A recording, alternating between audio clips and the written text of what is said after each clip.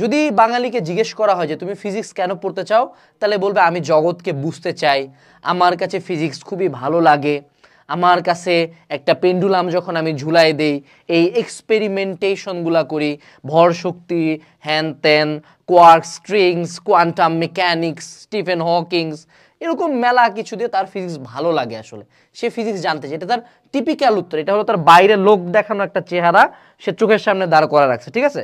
কিন্তু কিন্তু বাংলাদেশের আমি বলবো সংখ্যাটা অ্যাটলিস্ট 90% স্টুডেন্ট হবে, 90% স্টুডেন্ট শুধুমাত্র ফিজিক্স পড়ে, ফিজিক্স নিয়ে ফ্যান্টাসি দেখায়, আলটিমেট টার্গেট হলো তাদের রেজাল্ট ভালো করা, ঠিক আছে।